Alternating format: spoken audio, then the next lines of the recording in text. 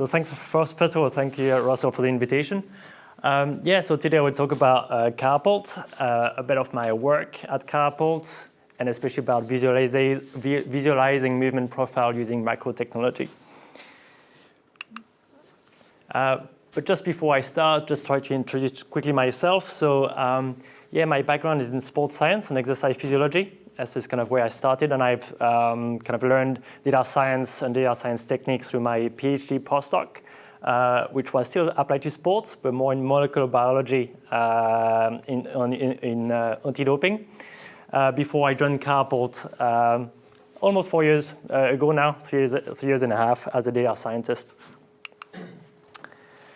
A few words about Catapult. So it's all started quite well. Catapult has been there for quite a while now. It all started in 1999 in Australia, in Melbourne.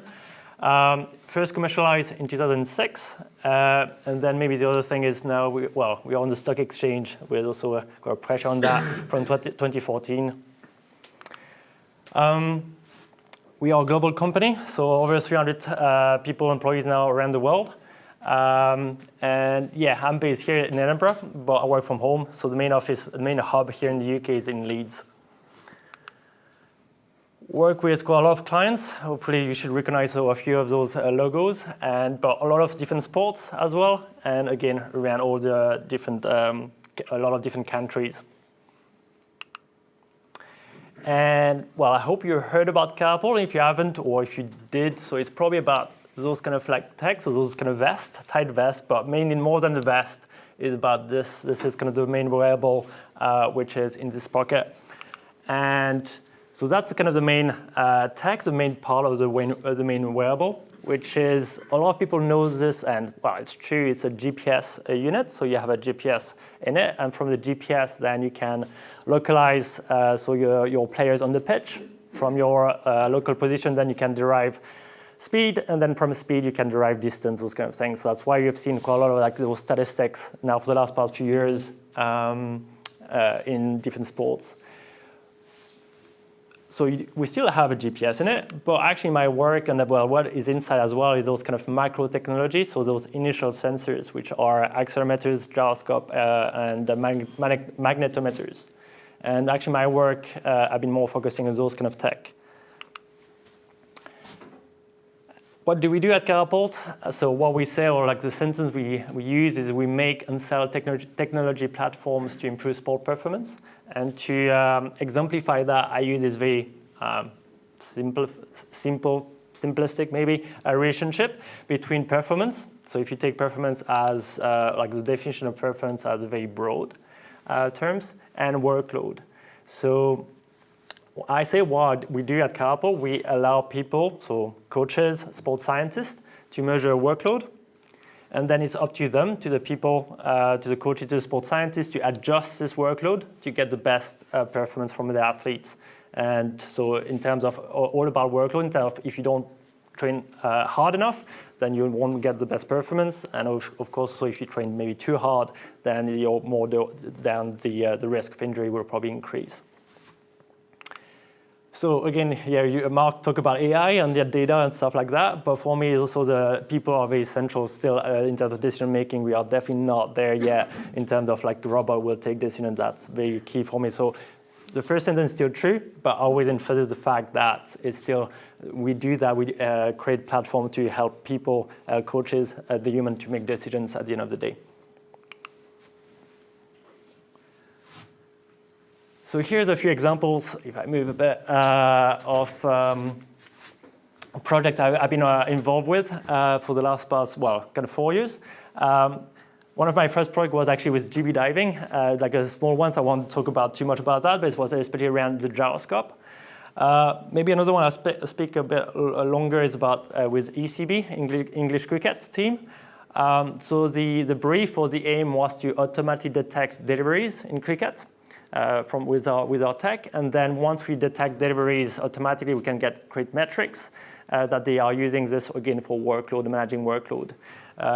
We received an award for that, and they are still using this technology currently. in rugby. So I've been involved in trying to similarly to automatically detect scrums, counting scrums, not necessarily for again games because it's fairly easy to count, but especially during training as well, because actually coaches maybe not necessarily know exactly how much they how many scrum necessarily do. Sometimes it's always around 10, but actually if you do 7 or 15, it could be like a massive big impact on your load. And the last one is around, so we call it our G5. It's a green unit. It's a specific for our goalkeeper in football. And again, if you think about a GPS unit, it's pretty useless for a goalkeeper because you probably know where the goalkeeper was. In terms of distance, so again, it's very useless.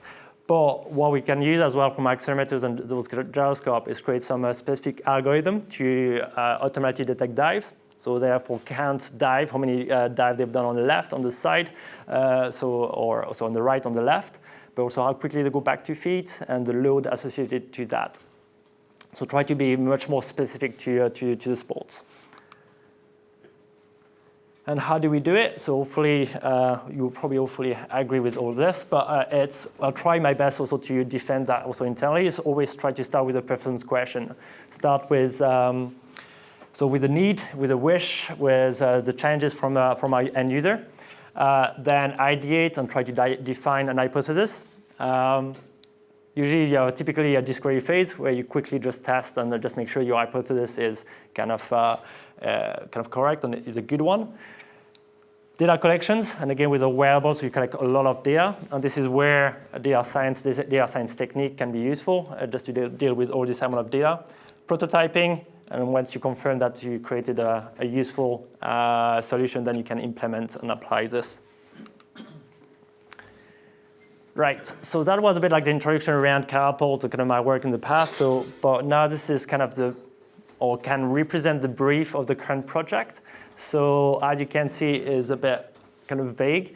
But it all started like more than a year ago about how can we measure asymmetry, how can we measure maybe fatigue while running, and how this may relate to injury, how can we measure that. And so again, if you compare with some of the projects like the goalkeeper dives or the cricket delivery, which were very specific, this one was kind of vague. And again, like maybe the first step was try to do some discovery work or try to refine this brief. So to do that, I usually use quite a lot of like data visualization kind of techniques. And even if you don't necessarily know or understand everything's going on, and you might be a bit overwhelmed with that, but hopefully at some point you will see things happening. And for me, there are a couple of points from this video. So the first thing is if you see some patterns emerging, hopefully even if you don't necessarily understand what it is, there's probably something useful that you can, or there's something that you can measure. And again, if you flick your eyes probably between the video and the different panels, then you might try to find like some relationship between both. And the other thing was, like part of the brief, or some people would just say, oh yeah, but what we want is just one asymmetry index, so just one number. So quickly when you just present that, this is definitely not the solution. This is far too complex, it's just too much. But also when I just introduce this, well, are you sure you want just one number? Because if you want to also summarize all this by one number, you're probably also missing some information. So probably there's something like the right solution is probably something in between. So it reduces complexity, but also the one number is probably just too simplistic. I'll come back to that one. Something slow.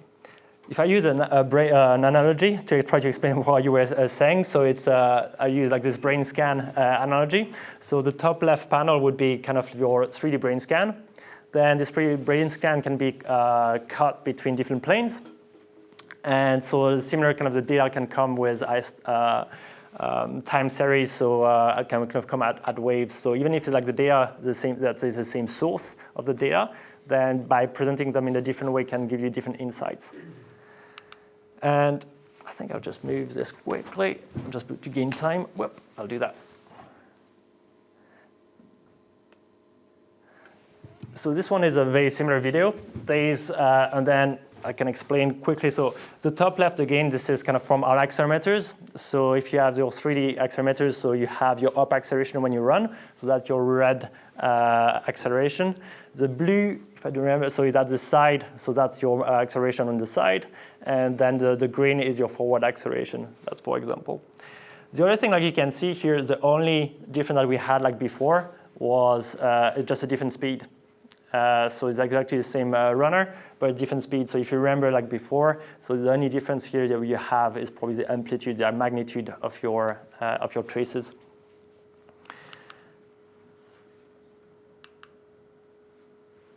And this is something like I wanted before, so we go further into this brief. So this is two things I want to keep in mind. So the first one, if you focus just on the first row, so athlete A, that's what we were saying before. So just one athlete at 4 different speeds. So you can see like the trace as, well, similar, but we see the magnitude is a bit different. Again, does it make sense? Yes, because I don't run the same way at the 10K an hour versus 18K an hour. And then if you follow on the other one, the athlete B, so for the same speed, then you can see a different shape. Again, does it make sense? Well, yes, because even at 10K an hour, I don't run the same way than you do. So we need to bear in mind that, well, everybody's different, and that also a speed affects those kind of different shapes if you want to get some metrics out of this and make sense out of those ones. So how do we deal with the fact that everybody is different? So this is going back to my PhD and kind of research in anti-doping, and I'm not sure how many of you are familiarized with anti-doping, but so they face a kind of similar problems probably about 10 years ago, where they usually use a threshold for everybody for the whole population. You just say, okay, you fix for blood parameters, and you just say that's good or bad, or that's doped or not doped. But that didn't work because again, everybody is different, and you start at a different reference point.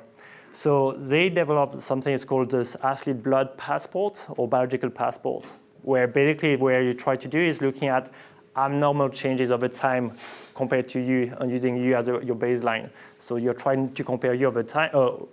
You try to compare you versus you, and you try to. So that's how you deal with the fact that again everybody's different. So we use this as an inspiration.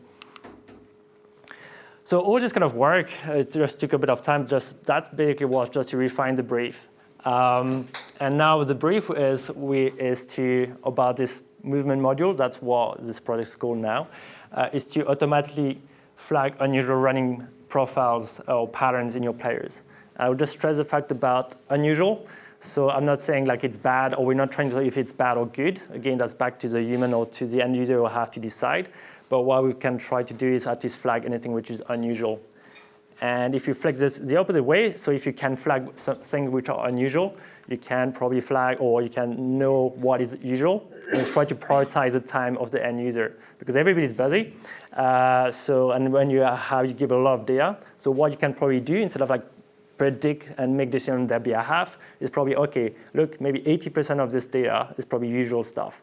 So just put this at the bottom, and the flag should be flag, and that's where probably they should prioritize their time on. So we have now a prototype, but we're time, and I probably give you a lot of information today, so I won't go into that, but there's a couple of points. So the first one, so we created our own blood passport, or movement passport in some ways. So this is just a schematic diagram for that. And this is an example, a screenshot of real data. So actually that's from one player from a Premier League team, from one metric that we can get from those 3D shapes, from the left leg and the right leg. And that's was a case study where he was so fit, and then he got injured, knee injury, and go back to play. And then this is kind of how we use to try to validate and see how this is useful, and test kind of our hypothesis. And maybe the last thing here is just, because we are still very much in the prototyping phase, it's still pretty far, depends about how you call it, far from our product, but we're still working on also try to validate this, working also with some universities. That was, I think last summer, Sheffield Hallam University, and I guess that's part of the maybe cool stuff with working at Catapult, maybe about my background. So yeah, I'm a data scientist, but I'll try to be quite hands-on. And this one was, I'm not sure if you can see, but you add a knee brace on my right knee, try to induce asymmetry, again, to look at, so if you induce asymmetry, if you know what you can induce, then you can see it, so how does this have an impact on your patterns, on your metrics that we try to create. And this is still a work in progress, basically, so it's not in the product, but we're getting there slowly. So that was kind of like the main talk around, so my kind of work, which is we all work around more elite teams and in wearables. So it all started with GPS, but also hopefully you can see now we're also using a lot of those micro technology. Catapult is also now, unfortunately, looking also going into video. There are also different platforms. And one of the things that Catapult do also is like going to more the consumer market. So if some of you, so it's not only football now, but if some of you are kind of five-a-side or like playing football, and if you want just to have a bit some hands on this kind of tech, so I would definitely go into Player, so playersmartcoach.com. So this is something that had been just launched last year. And so this is kind of for again GPS, those kind of units, and you can then try it yourself, basically. And that's me. Thank you very much for your attention.